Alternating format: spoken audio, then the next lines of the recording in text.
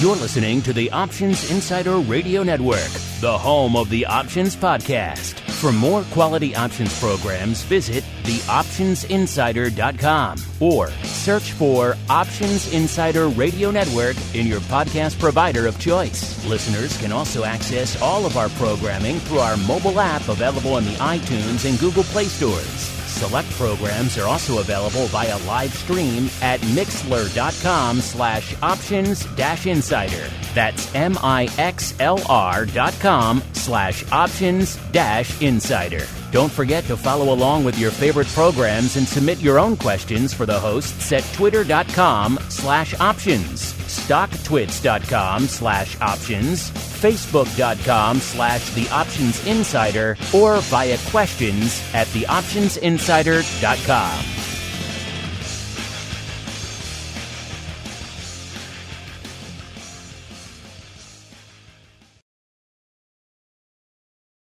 Gold, crude oil, corn, soybeans, and more.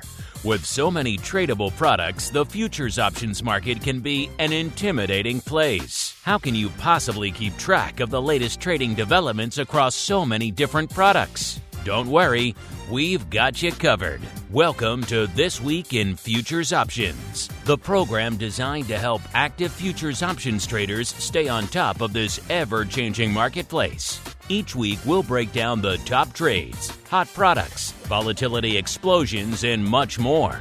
This Week in Futures Options streams live, so be sure to check out our live stream via the Mixlr app.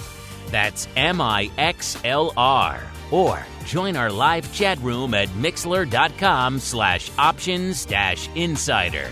Whether you're an experienced veteran or a newcomer looking to separate the wheat from the lean hogs, This Week in Futures Options has the information you can't find anywhere else.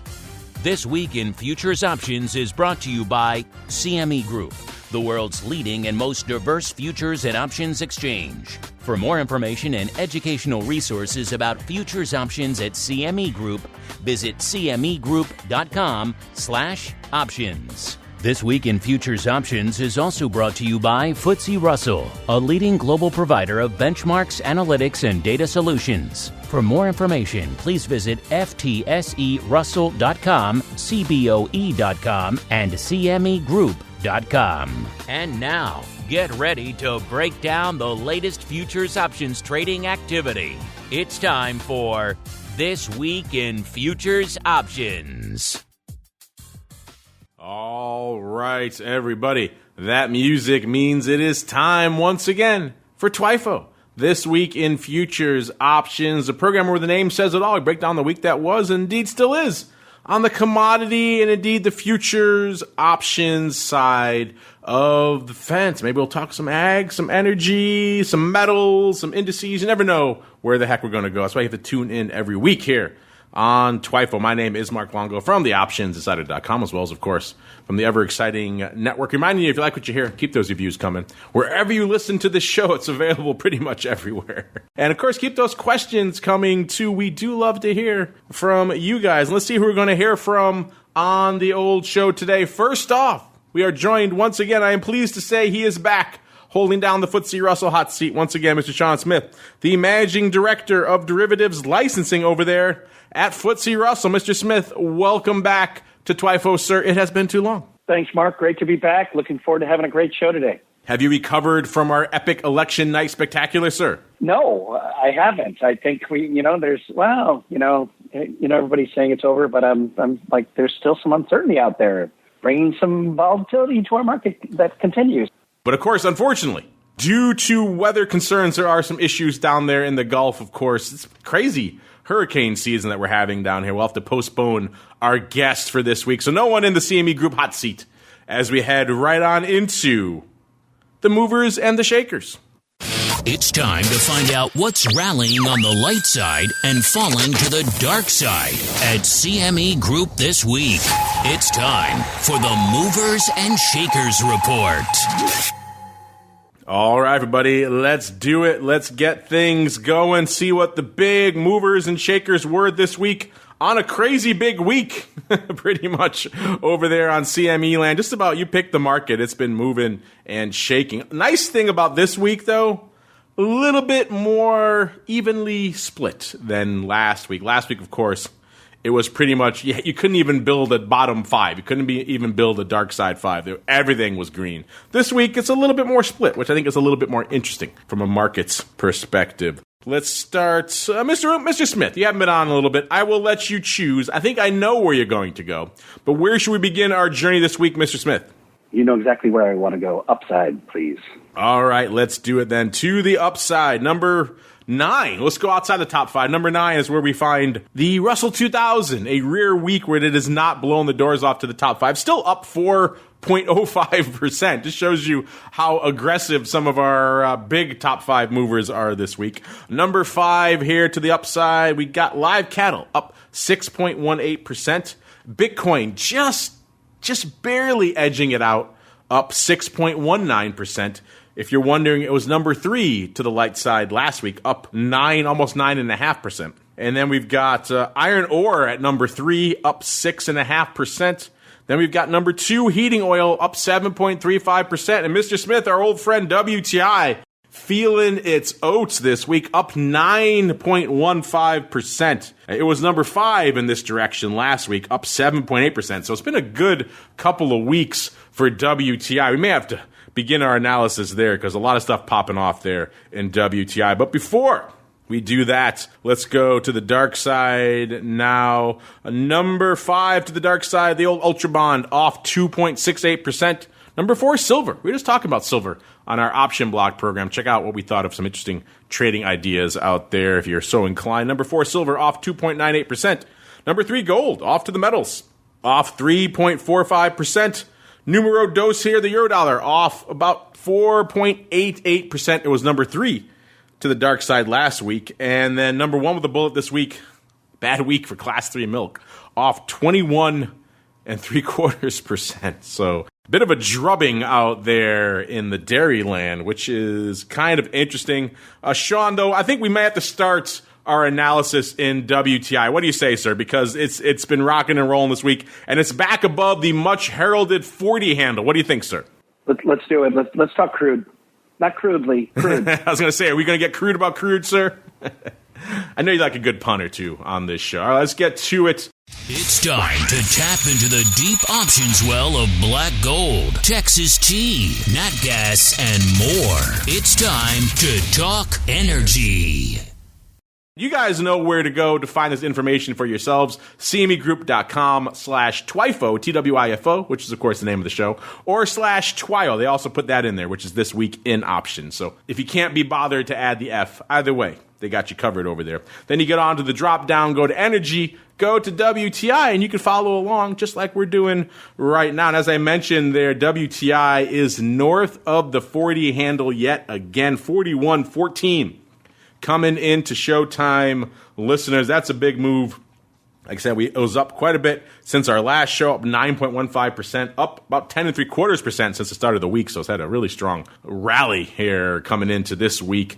The most active contract out there is the Dees contract, which has a whopping 5 days to go.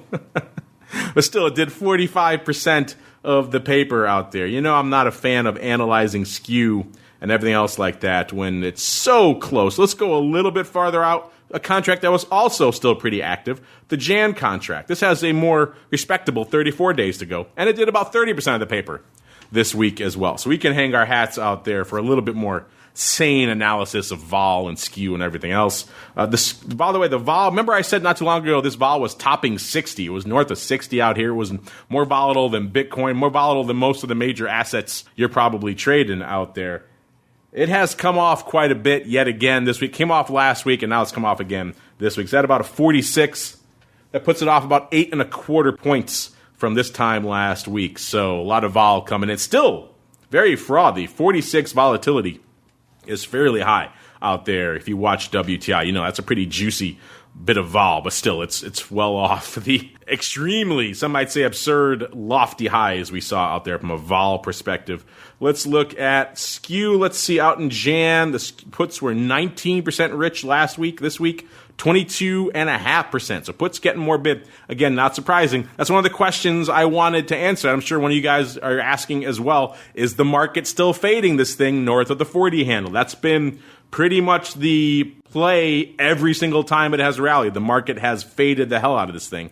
Let's see if they are doing so again this week. So far, looking pretty good on the put side. Let's look at the calls. 13.2% cheap last week. This week, 17.6% cheap. So getting more aggressively sold.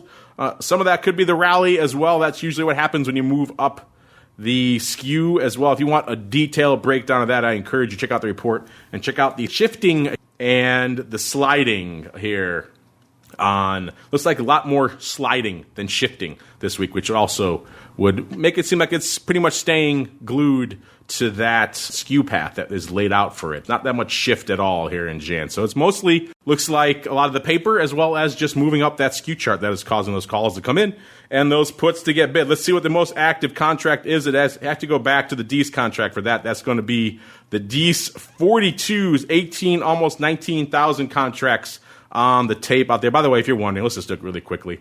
The puts were 11.6% cheap last week, or I should say rich. This week, 18.5% rich in Dees. Calls, 8.2% cheap. This week, nearly 16% cheap. So exactly what we saw playing out in the Jan contract, just even more pronounced. So yes, they are fading WTI once again north of the 40 handle. So the big question everyone's asking, is the options market fading this rally in crude?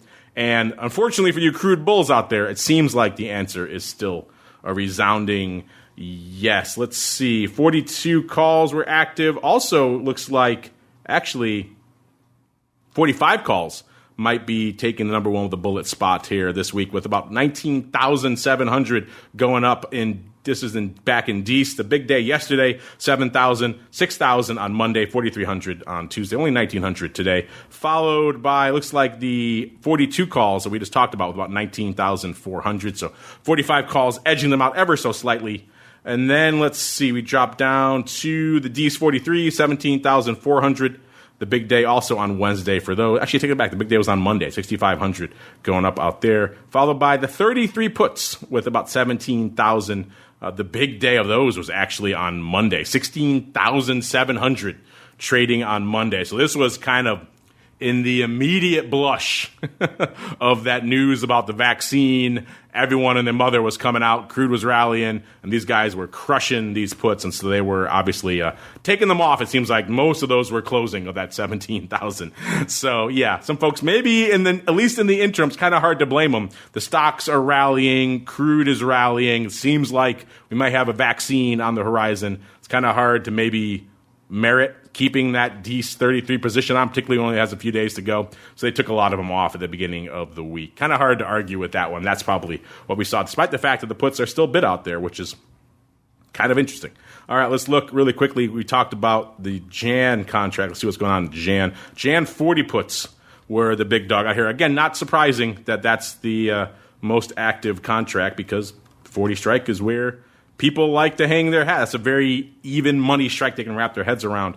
And those were opening pretty much all week long. 2,700 on Monday, about 5,000 on Tuesday, 6,600 yesterday, about 2,000 on the tape today. Opening all week long on the 40 put strike. That is kind of interesting. Again, probably explaining why we saw a little bit of bid creeping in to those puts out there in January. So interesting stuff. Let's look a little bit farther afield to see if there's any weird paper on the tape out here, any extremely bullish or extremely bearish strikes. The 50 calls, pretty active in Dees of 2021. About 6,000 on the tape this week. The lion's share yesterday, 2,300. So about half of them yesterday. 1,700 going up today. So pretty active and mostly opening throughout the week. So someone opening. So I shouldn't say it's all fading. Of course, this guy could be overriding these. I haven't had a chance to dig into these. Let's look at the skew really quickly. Yeah, it looks like the calls are a little bit off this week. But again, 50 calls. Could be someone out there playing a little bit upside, thinking, if we do have a vaccine, this time next year, demand could kick in. We could have a summer driving season. People will actually be buying crude. Planes will be in the air again. And so this guy obviously looking maybe for a little bit upside if he is indeed long that 50 strike out there. Interesting stuff. We could probably talk crude for the rest of the show. But now we got to roll on in. Sean's back. He's rearing to go. Let's get into a little bit of the old equities. It's time to explore the volatility swings, skew changes, and hot options trades in your favorite indices. It's time to talk equities.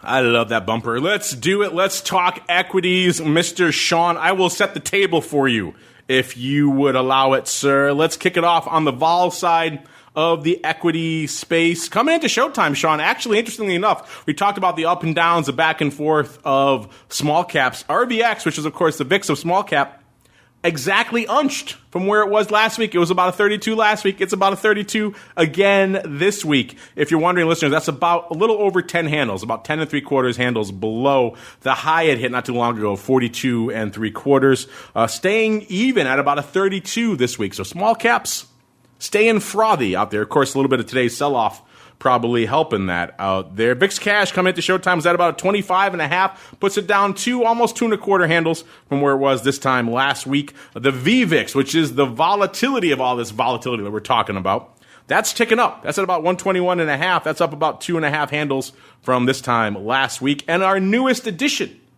to the volatility landscape, aka VolQ, if you want to deep dive into that, we did that on the show last week. Check out that episode if you missed it. Is that a 27 3/4 coming in to Showtime? Puts it actually a little bit down from where it was this time last week, down about 1.5 handles.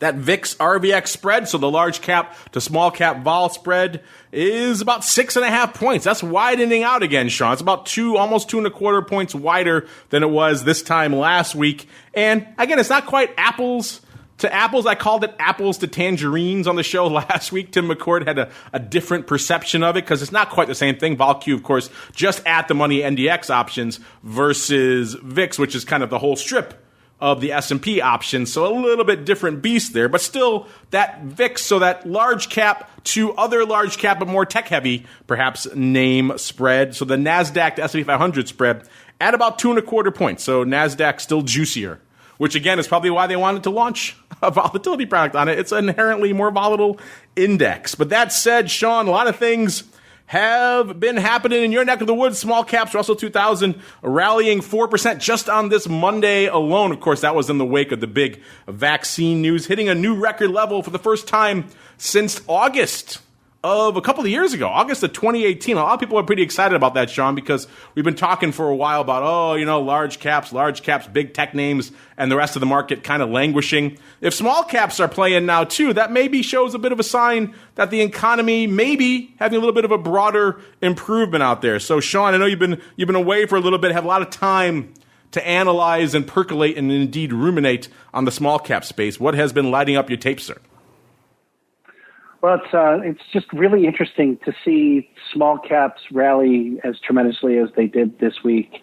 We've got the spike in the COVID happening as well, which is, I think, making the market breathe here again as well.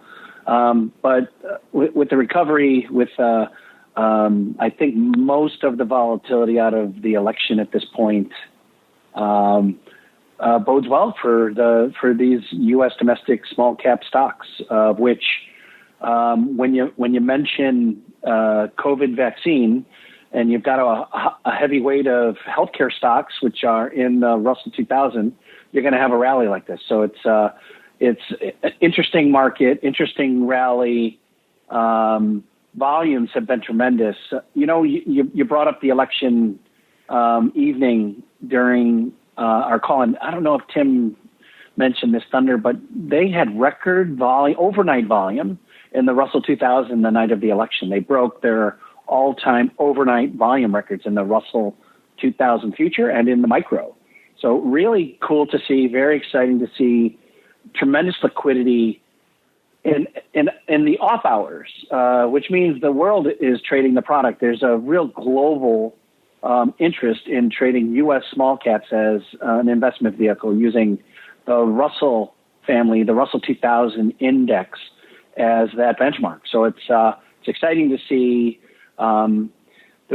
Yesterday we had a webinar that we did with our partners over at SIBO Global. The webinar consisted of our Catherine Yoshimoto, who's been on the show a couple of times now, a very interesting lady from Wilshire. Wilshire had written a couple of white papers on small caps and talking about the marketplace and the volatility and what causes it. And then Derek Devins, senior portfolio manager at Neuberger Berman, talking about implementing option trades to take advantage of the various volatility opportunities there are to trade the Russell 2000 options. So it was a fantastic webinar. And as I'll recap again at the end of the show, I'll make sure you get a copy of this, Mark, to pass out to your audience. But it was a fantastic webinar, very informative in terms of what drives small caps, which sectors and weights are driving the index and its performance this year. We had, during the election, when we went back and forth with Dan Graham's on the show, and he was talking about, if we could stay above that 1,600 level, that's an indicator of the fact that small caps are going to continue to perform. But we blew through that 1,700 level. So it was a big move this week. Very exciting to see. Just a great week for small caps. So looking forward to seeing more volume, more open interest, and more trading. Anecdotally, it does seem like this move recently has garnered a lot more interest from different areas that I haven't heard really talking about small caps in a while. For example, in our own neck of the woods, on our network, our Options Playbook radio program, that host there, Brian, who was on our Election Night special as well, he just did a whole episode playing small cap volatility with Russell 2000 back spreads. That was his episode for this week. We had Matt Amberson, who does a lot of analyzing and crunching of the numbers, also talking about what's going on with this resurgence out there in small caps and the volatility out there. So I'm hearing a lot of different areas, Sean. I don't normally hear talking about small cap and small cap volatility all of a sudden fixating on it. Are you starting to see that as well, Sean? Absolutely right. We're getting comments from and we're getting folks in all stretches of our ecosystem commenting on the performance of small caps as of late.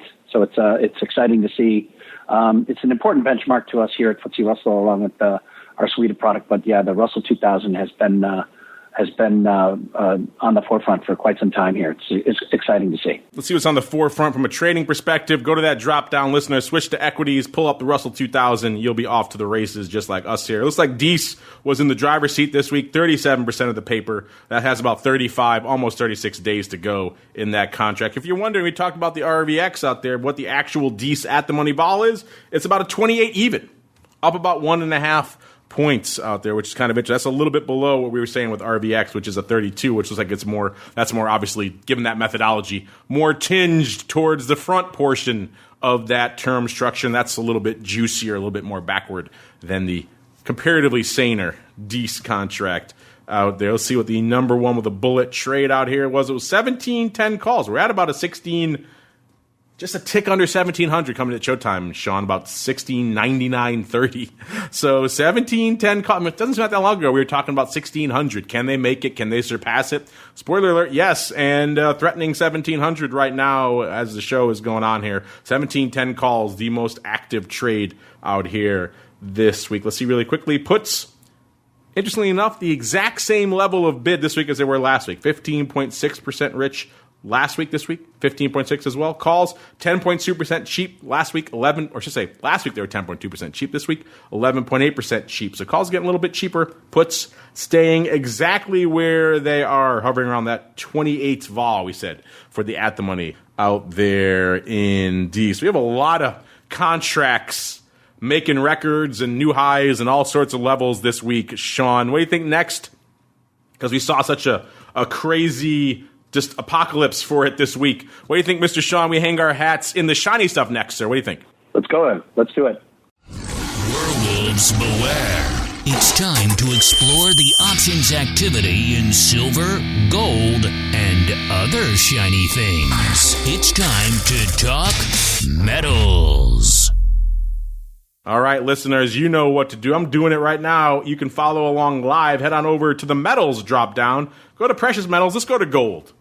Because gold had some interesting movements, shall we say, this week. On Monday, gold had the worst daily loss in over 7 years on the futures. That's the largest one-day dollar decline and also percentage decline since 2013.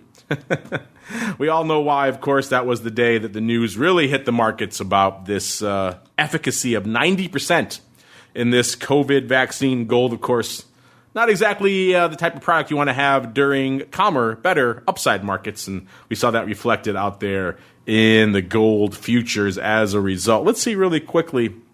Interestingly enough, it's such a crazy week. That was number 3. It was 3 off, ended up only off 3.5% from this time last week. But interesting stuff nonetheless. From the start of the week, it's off nearly 4%, 3.94%. Of course, obviously, most of that bad news came at the beginning of this week.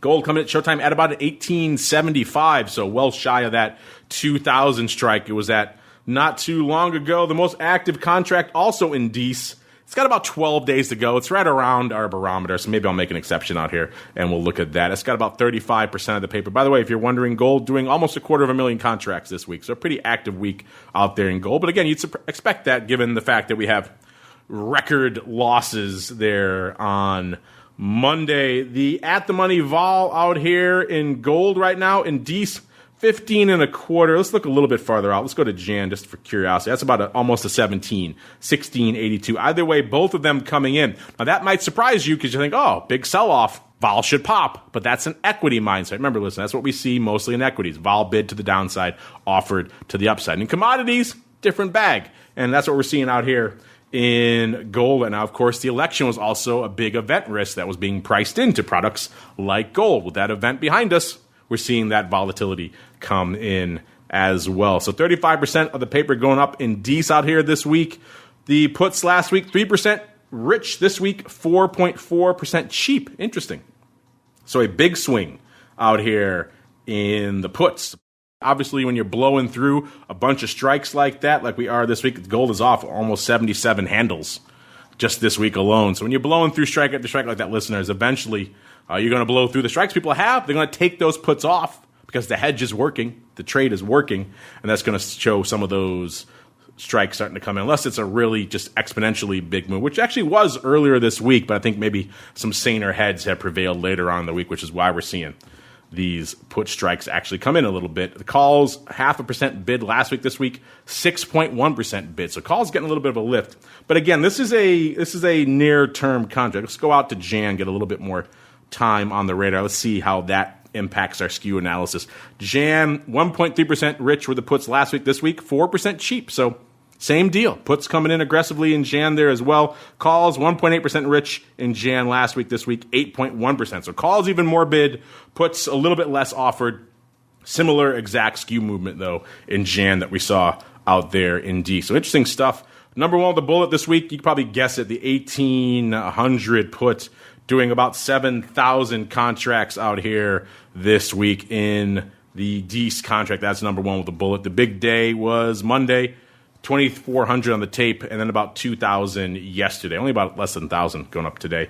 Back and forth looks like on both of those days. You think it'd be biased in one direction or the other, but actually doesn't seem like the OI changed that much after these trades went up. So kind of interesting. A lot of back and forth churn and burn on the 1,800 strike out here, followed closely by the 1,900 strike to the upside. The big day for that was Tuesday with about 2,700 contracts. Slightly biased towards closing there as well. You know, in gold, though, we like to look farther out. That's where some of the fun paper lurks. There is some upside lurking. 2,100s in February of next year, doing about 3,200 this week. 20 half calls in Jan, doing about 6,000 this week. 2,500s a little bit farther out in DEES of next year. Only doing a couple hundred. That isn't that many. And then I know we have talked about some very strange strikes in the past. Don't see a lot of those unless you count this one lot of the 3,500s next year in October. Other than that, not too much going up, which is interesting. Usually you see on a given week, and especially not a crazy week like this, you'd see some sort of, around the 3,000 strike, 2,500, something like that, and yet not a lot of it on gold. So maybe a little bit more subdued week than I expected, given the headline-making news we saw earlier in the week out here in the metals. Let's look here really quick. Well, Sean, I'll turn it to you, sir. where should we turn our analysis next, sir? Where should we unleash our gaze to parse what's going on in the world of futures options next, sir?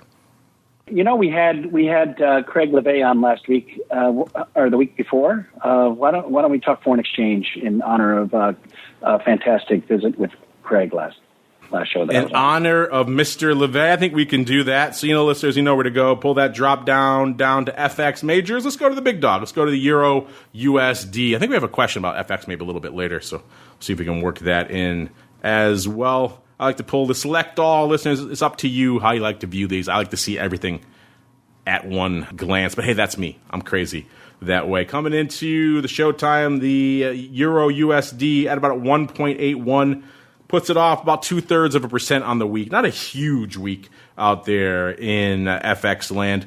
If you're wondering, about 42,000 contracts on the tape in the Euro USD. DEES is where most of the paper was this week, 42.5% of the paper going up. Let's see here. The vol, if you're wondering, by the way, again, volume's a little light out here. The vol is a little light. The vol on this DEES contract is a 6.25.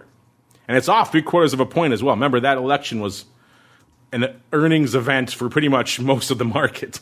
And so we saw a lot of that event risk coming off, and it's being reflected here as well in Euro USD, off about 0.75 point, still about 6.25, so got a little bit of juice left, but 0.75 point when your vol was only about 7 to begin with.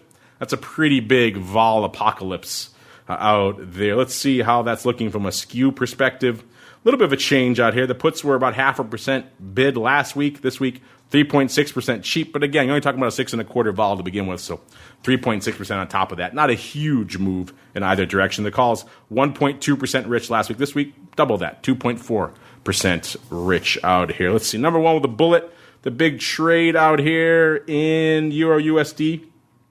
Pretty much slightly out of the money calls. The 1.19 calls doing a whopping 1,700 contracts. Listen, again, it's a little bit lighter contract. Some of the other ones we talk about. Followed hot on its heels. Let's see. What was number two out here? It was the 1.2 calls, 1.2 even calls out here as well, with about 1,245. By the way, the big day on the 1.19 calls was on Tuesday with about 1,100 going up. A good chunk of that opening. So opening near term out of the money calls here on the Euro USD was the order of the day. Let's see if we see any weird prints out here as well. Quick scroll. Again, that's why I like to hit select all, listeners. It allows you to see if any of those funky prints are slipping into the radar. Not so much, which is kind of surprising. And I know they weren't in our top movers and shakers this week. A lot of people like ags. We have talked about them a bit recently. And CME is coming out with their numbers for their big ag reports. It's time to get our hands dirty exploring the latest options trades and trends in corn, wheat, soybeans, and more. It's time to talk ags.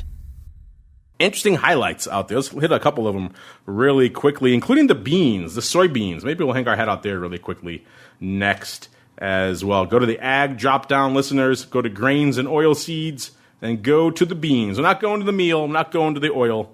We're going straight into the beans themselves, listeners. If you're wondering, the DEES implied volatility out there is pretty much, you have to go all the way back to 2014 to find another month that was higher. So coming into, as of this report, this is, again, their average December implied vol. And again, this was priced in, this is from last month, so October. So what they're pricing for DEES in October.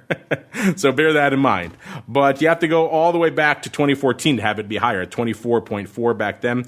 Coming into this report, it was almost a 21%, 20.8. So that's markedly higher than about the 15.5% it was last year, the 16% the year before that, about 12% back in 2017. So a little bit of juice percolating out there in those ags. Some other interesting highlights in the ag complex here. The entire grain and oilseed complex, DEES implied vol, was hitting levels across the board. So not just in soybeans, but the entire complex. All of them hitting vol levels they haven't seen since back in 2014. So it's been quite a while since we've seen this much juice out there in the ags. They also talked about their ADV out there in the weekly options, which is, again, not a huge area usually, For the ags, you see that big in, of course, the equities and a few other complexes. People really love to hang their hats in the weeklies. We talked about it before, non-existent in crude oil for whatever reason. Still a mystery to me. But in the ags, ADV of the weeklies up to about 12,000 contracts in October. KC wheat options volume up 68% year over year, and 20% of that coming in the non-U.S. options, non-U.S. trading hours. And interestingly enough, pork cutout options were launched on November 9th. It makes me hungry. Makes me want a little bit of maybe a pork chop later on the show for lunch. Really quickly, let's break down a few of these complexes. These are the October numbers that CME just put out before the show. Corn ADV in October, 131,000 contracts. It's up 42% year over year. Soybeans, 85, almost 86,000. That's up 69%. The Chicago wheat, 36,500. That's up 82%. Hogs actually off 45%, only 8,000 out there, which is kind of interesting. Soybean meal, 16,500, up 112%. Soybean oil, 13,200, up 79%. Ag weekly option, I guess that's across the board. They're up 100%, about 12,000 contracts that we just talked about there. That's a pretty big lift. The KC wheat up 68%. Short dated new crop options up 143%. Granted, from a smaller benchmark, only 1,500. Class 3 milk still struggling, 1,800 contracts, only up 1%. And feeder cattle up 32%. So there's your ag breakdown. All you ag heads who keep writing in, you want more ags. There you go. Let's dive into one of the big dogs here we just talked about, soybeans. Coming into showtime, 1146, up 44.5 handles, or about exactly 4% on the week. So a good run here in the beans this week. You know, the possibility of a pandemic vaccine, of course, lifting hopes for consuming agricultural products again across the board, and shipping products to other countries again, and all sorts of things that have been under this just sort of Damocles ever since this pandemic descended upon us here. Let's see. The big, most active contract was Jan, 37.3% of the paper going up out there. If you're wondering, that Jan contract in soybeans is almost a 20 vol, 1996. That's off about a point from last week. So it was a 21 last week. So that's a decent bit of vol here for the soybeans contract. And as we just talked about, you have to go back to 2014 to see levels like this again out here. So pretty juicy time from a vol perspective out here in soybeans. Look at the skew here. The puts last week,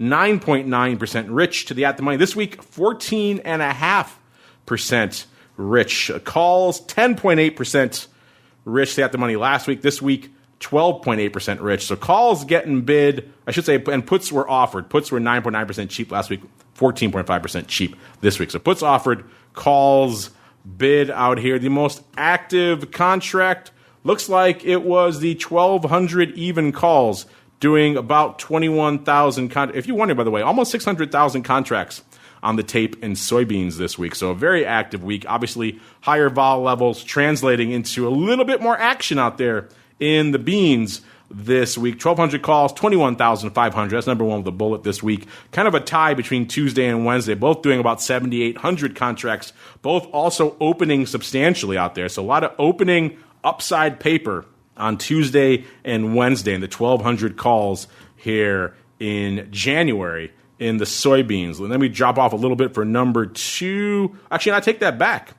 Our actual number one with the bullet goes a little bit farther out. It goes out to March, and it's the 1,200 calls again with 26,000 there. So March actually taking it, not Jan, and they have about 26,250. 14,000 going up on Tuesday, 7,000 on Wednesday. So a big clip in Jan and in March of these 1,200 calls. So clearly upside was where the action was here this week. Again, kind of hard to argue given all the news we saw going on in the broader markets. Let's just do a quick scan here to see any other funky prints lighting up our tape out here this week. Anything to the downside? No, it's pretty much mostly 1,200 calls in just about every month you can look at out here, listeners. So clearly upside is the name of the game here in soybeans this week. And you know what?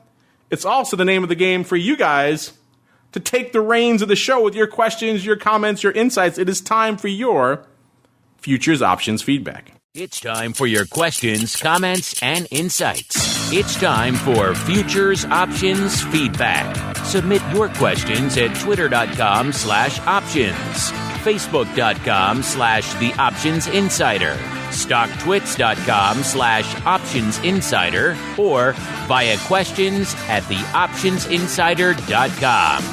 You can also submit your feedback via our Options Insider Radio Network mobile app, available for iOS, Android, and Kindle Fire devices. All right, everybody.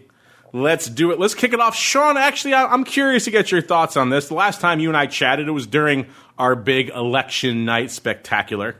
And, of course, we've seen a lot of different events unfold in that election since it happened. In the early blush, I think maybe while you were still on the special, it seemed like Trump was surging. The futures were pricing him in. The betting sites had him at an 80+% chance of winning. Of course, we saw those odds change as the results changed throughout the week. Towards the end of the week into the weekend, it seemed like Biden was in the ascendancy and the Trump presidency was on the wane, on the decline there. So it made me wonder, you know, this is obviously a crazy year, and obviously things have happened this year that are unprecedented, well, certainly in our lifetimes. And the pandemic, obviously the big wild card that threw a wrench into everything this year. So it kind of made me wonder if we had the same players in the game and everything else the same, just without the big wild card that was the pandemic of 2020, if we thought we would see a similar outcome. Again, presuming that Biden is indeed the victor here. So I put it out to our audience. Our audience is never shy of weighing in with their opinions. We don't like to get political here, and this is not political. We don't want people to, try to cast aside whatever subjective views you may have on the race. Just think of it from a purely analytical perspective as much as you can with this subject. Do you think Trump would have won? Do you think Biden would still have won? Or do you think we gave you a third choice? I'm done with politics. Mr. Sean, I'm curious, A, what is your vote if you have one? And then B, what do you think our audience voted for before I reveal the results to you, sir?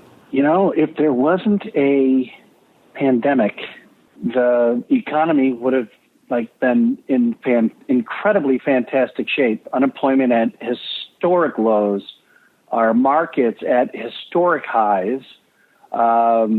We'd probably have, much less volatility. Volumes wouldn't be as crazy, insane, and fantastic that we've been seeing.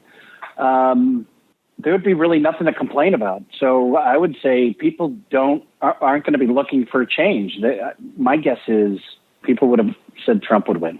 Yeah, it's kind of hard to argue with that analysis. The market would still be going. Market's going up now, so it certainly would be going up in a non-pandemic year, and that's usually a big factor for who stays in office, the economy, of course. And so, yeah, our audience agreed with you. They said 56.7%, Sean, said Trump would win. 29% would think Biden would still win. And only 14.3%, I thought this would be higher, Sean, said, I'm done with politics. I thought there would be like 60 or 70%. But no, only 14.3%. Does that surprise you, Sean? It does. I don't talk politics a lot, but we are a really divided nation, right down the middle. I think people are politically fatigued with the division. So yeah, I'm surprised that number wasn't higher. I'm certainly with you there. A lot of fatigue floating around, no matter which side of the aisle you find yourself on these days. All right, next up, let's go to the futures options land once again, away from the realm of politics, at least for now. From Noob. Noob wants to know, how can I judge liquidity, open interest / volume of options on futures? I'm interested in FX, but my broker doesn't have much info. Well, you came to the right place, Noob. Usually this is where I can point you to different portals or different platforms, but here I can actually recommend our own report that we create specifically for the listeners of this show. And you know what? Spoiler alert, don't tell anybody, Noob. It's probably better than most of the info you're going to get at most of your brokers out there. This is the stuff straight from the horse's mouth. So, for example, you say you like FX. You can go into our TWIFO or /TWIO report. Those are the free versions. You can head on over there to cmegroup.com/TWIFO.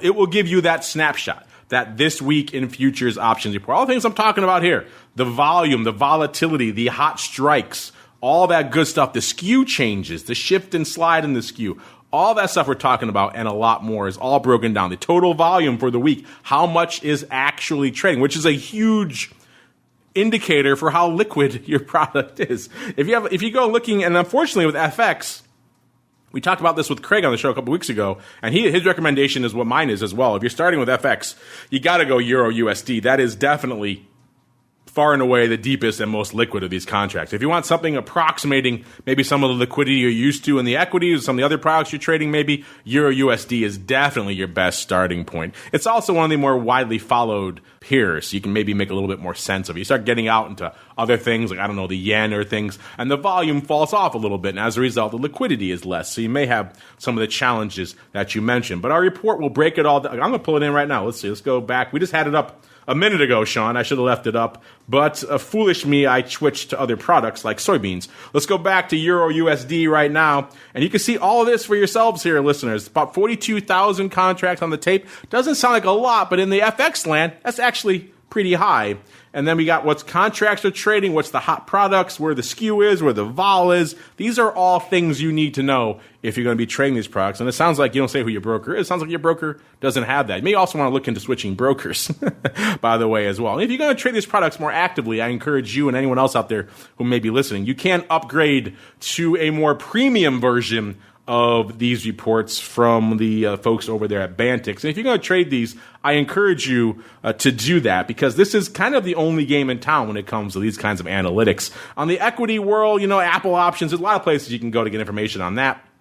Futures options, there really aren't that many. This is kind of, I think their tagline is all the info you need to know in one place, and that's kind of really it. You can't really find this pretty much anywhere else. If you're going to be trading these noob or anybody else out there, you listen to this show, so I'm probably assuming that you are, then you definitely, at the very least, should be kicking the tires on the free version. And if you like it, you want to see more, you want to be able to click in like I do, look at the strikes, look at what's going on, explore some of the other things, like I do the market scan, the movers and shakers at the beginning of the week. That's a premium feature as well. So those things require a little bit more effort on your part to do, but definitely noob, I would recommend you check out our reports, because the base report, you can't beat the price. It's free, and that will at least provide you with a little bit more insight. If you're looking at some FX pair and it does 1,200 contracts a week, yeah, you're not going to find a lot of liquidity in that. I hate to break it to you. But Euro USD, you can have a better shot, and you can break it all down for yourselves over there, at least starting for free, and then you can upgrade to the premium version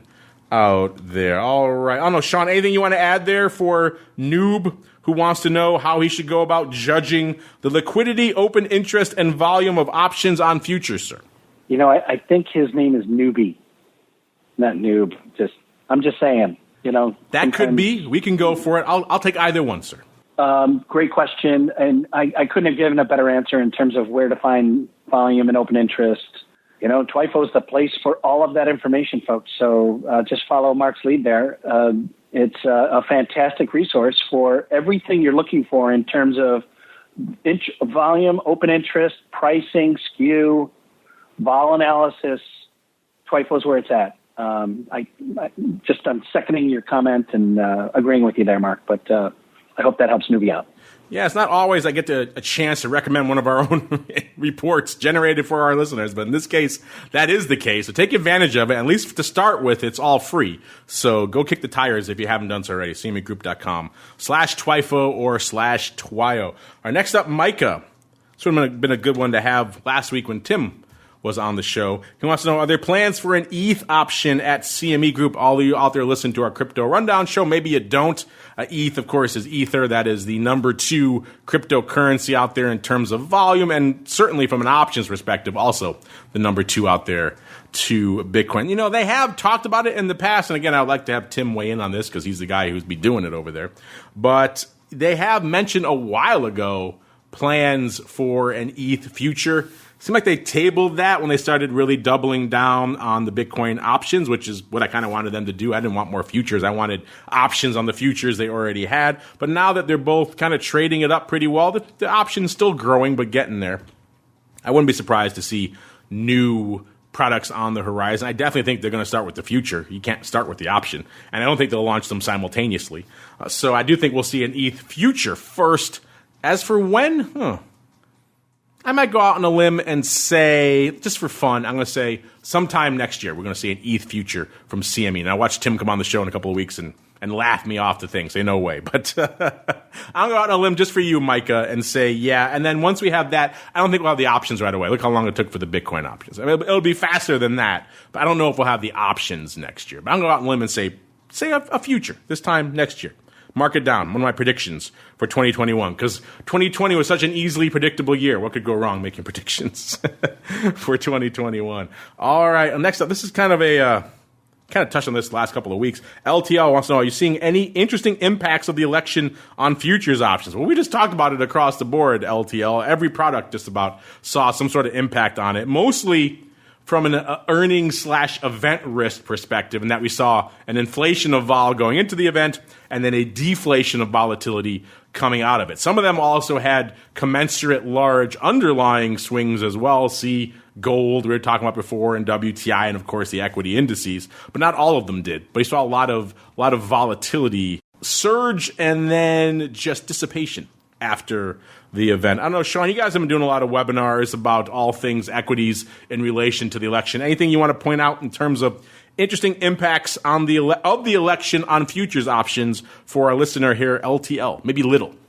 I'm the index guy, right? So I can definitely point you to our FTSE Russell website, and there's some really good information and analysis. And Mark, I think you actually pushed this out to your listeners, an analysis of the last 5 elections and the performance of not only our Russell benchmarks, but also 10-year and 2-year and 5-year and 10-year treasuries are also part of that analysis in terms of rates. So there's quite an analysis that we put out.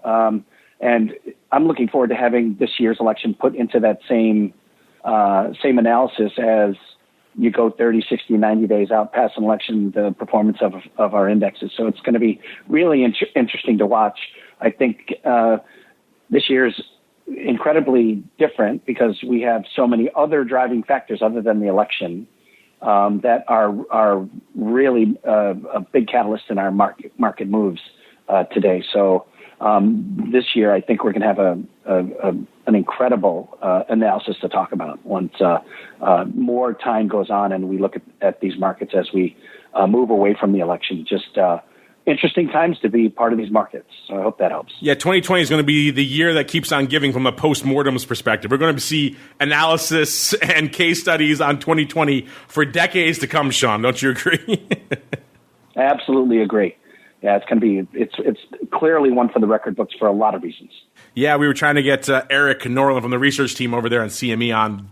His schedule is pretty crazy these days. We want to get him on again, too, to kind of parse just how many crazy things they've been highlighting over there as well over the course of the year. Just a crazy year by just about any perspective. Let's wrap it up with this last one from Mandel, M-A-N-D-L. Mandel wants to know, is there ever a time when it makes sense to exercise deep in the money futures options versus selling to close? Yeah, there is. We talked about this on the show. It's been a long time now, but we have discussed it in the past. And it's a rare scenario. It might make sense for who's listening who wrote in earlier about FX, noob. That might be an area where something like this may come into play. It's typically going to happen in a less liquid market. You have an option you bought, let's say a call, the underlying rallies extremely in your favor. Congratulations to you. You made a lot of money. And now you want to get rid of that position. What should you do? Well, typically, in most scenarios, we always say it all the time, economically, it's always better. And caveat, really, it's usually better, most times, 99% of the time better, to sell that option because the option, of course, has an intrinsic value plus all the other stuff that goes on, the extrinsic value, the volatility premium, all the other juice that's baked into an option's price. If you exercise it, you lose all of that extrinsic value. It's just gone away. So you're effectively giving away that value where you could collect it if you sell it in the marketplace. Except in these rare occasions where you're trading a deeply illiquid product. And if you go to look at the market for your option, let's say the bid is now many dollars below the intrinsic value of that option. Now you might say to yourself, well, wait a minute. I don't want to sell it there. I'm giving up, $5 worth of intrinsic value that I know this option has. If I hit that bid, you could try to work it. I would certainly recommend you try that first. You try to work it somewhere, at the midpoint or close to it. Maybe you get lucky. Maybe you get filled. Maybe someone else wants to take you out of that. It depends on how big your trade is and how many are actually going up in that market at that time. But I definitely recommend you try to work it first. At the very least, try to get it somewhere around your extrinsic value. And if you can't get that done, you just throw your hands up, say, you know what? I need to take this off and I can't get it any other way. Then in that scenario, if you can exercise it and get a price that is of your intrinsic value, at least you're not giving any of that up, then hey, you're ahead of the game there. And certainly if you have a deep in the money option, you probably made some money to begin with. So maybe not the worst thing if you have to give up a little bit of that extrinsic value. Sean, is that your thought as well? You can think of some other esoteric use case where it might make more sense to exercise a deep in the money option rather than sell it, sir. Yeah, I always think of the theoretical values of options, right? So if you're exercising a call, you're selling a put. So you got to look at the put value as well, because that gives you that juice you're talking about, that volatility, and all that other intrinsic value stuff. So if there's a big value in that put option, I would just take that into consideration when you're making a decision on the call. Well said, sir. So yeah, some scenarios that put has a lot of juice. You are going to be giving that up, so that's to bear in mind. That put is effectively all extrinsic value. All right, listeners, so you're going to be giving that up if you exercise. So as long as you're okay doing that, then it might make sense.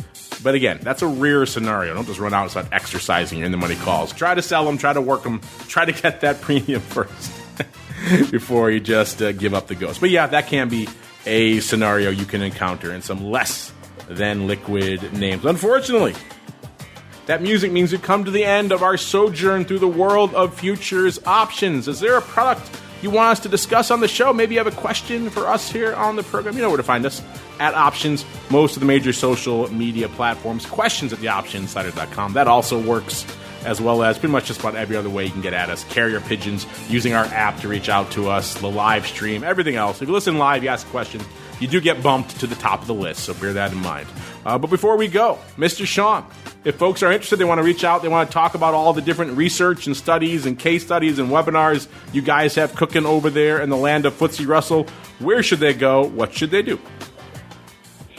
You can reach my email address is changing, so or has changed. So you can reach me at sean.smith@lseg.com. We're our parent company is London Stock Exchange Group here at FTSE Russell.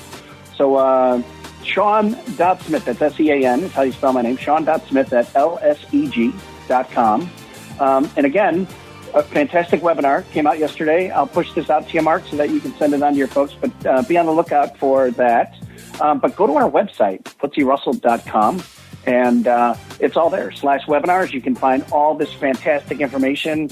But if you just go to FTSERussell.com and scroll down, you'll see all this market analysis in regards to the elections. It's all it's all right there for you to just click on. So enjoy that. And of course, if you have any questions, you can always reach out to me. I guess your old email address was too easy, too memorable, sir. They had to make it a little bit harder, a little bit longer, a few extra syllables. It still works. The old one still works. So if you reach Smith at FTSERussell.com, don't you worry, it'll get to me.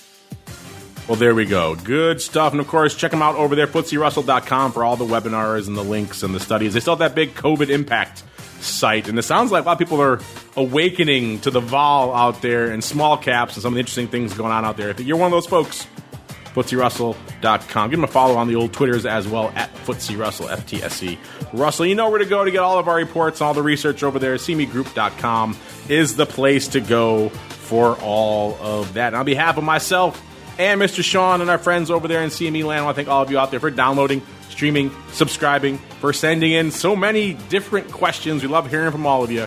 And we'll see you back here tomorrow, live noon Central, 1 p.m. Eastern for Volatility Views. Then it all kicks off again on Monday with another episode of the Option Block all the way through to Thursday. Another episode of This Week in Futures Options. This Week in Futures Options is brought to you by CME Group, the world's leading and most diverse futures and options exchange. CME Group's markets help individuals and businesses around the world manage risks and seize opportunities. CME Group offers the deepest and most liquid options on futures across all asset classes, including interest rates, equity indexes, foreign exchange, energy, agriculture, and metals. For more information and educational resources about futures options at CME Group, visit cmegroup.com/options. This Week in Futures Options is also brought to you by FTSE Russell, a leading global provider of benchmarks, analytics, and data solutions. Investors in the U.S. and around the world are using FTSE Russell indexes to benchmark their investment performance and create investment funds, ETFs, structured products, and index-based derivatives. Many Options Insider Radio Network listeners will be familiar with the Russell 2000 Index. Russell 2000 futures and options are currently trading on the Chicago Board Options Exchange and CME Group. For more information, please visit ftserussell.com, cboe.com, and cmegroup.com. This broadcast is intended for informational and educational purposes only and does not constitute trading advice or the solicitation of purchases or sale of any futures or options. The rulebook of the applicable exchange should be consulted as the authoritative source on all current contract specifications.